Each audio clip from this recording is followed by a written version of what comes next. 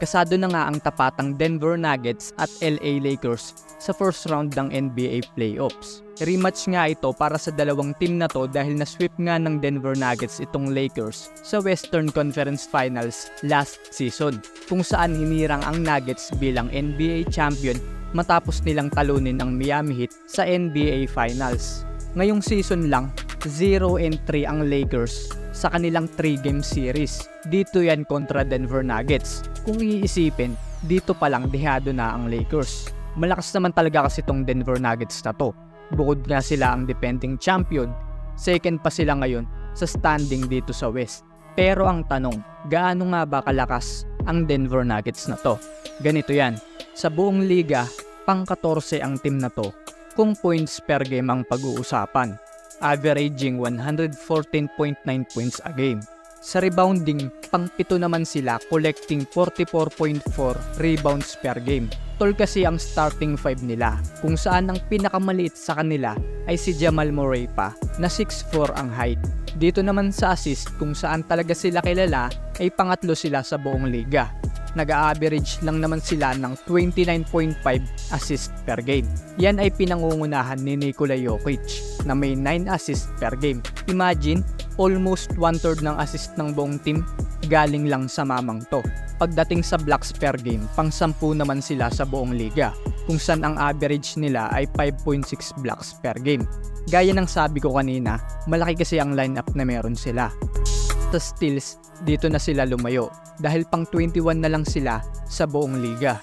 Yan ay pagdating sa kategoryang ito, pero nagagawa pa rin naman nilang umaverage ng 7.1 steals per game. Tila para bang walang kahinaan ng team na to. Mapadepensa man or opensa, malakas sila. Pero paano nga ba matatalo ang team na to kung walang kahinaan? Yan ay ang getting stops. Oo, ang ma-prevent nila ang mga plays nitong Denver Nuggets. Kung nanonood kayo ng mga Denver Nuggets game o kaya sa highlights, madalas ninyong mapapansin na lagi nilang ginagawa ang inverted pick and roll. Ano nga ba ang inverted pick and roll? In this case, a bigger player has the ball, and a smaller player, oftentimes a really good shooter, sets a ball screen for the bigger player.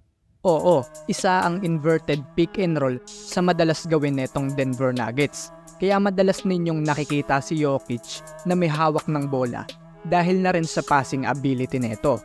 Ang tanong, paano nga ba madedepensahan ng Lakers ang ganitong klaseng play? Para kay LeBron, ganito ang gagawin nilang depensa kung ang big man na ball handler ay hindi shooter. We call it a smack. Yeah. You stay body on body with the screener, and the big that's guarding the ball, X4, X5, whatever, goes 2 removed. So he goes not only under the screener, he goes under his teammate as well, if the big is not a great shooter. Kapag modern big naman kagaya ni Jokic, Embiid at Porzingis na magaling sa 3-point area, ganito naman daw ang gagawin nilang depensa. Hard ass hedge, and the big that's guarding the ball goes 1 removed. So he goes underneath his player, in between his player and the offensive player. If that doesn't work, then you have to switch and then fire. And that's with Joker, that's what makes their team insanely to guard, because when you switch and you fire, he can make every single pass. And fire means double from the top.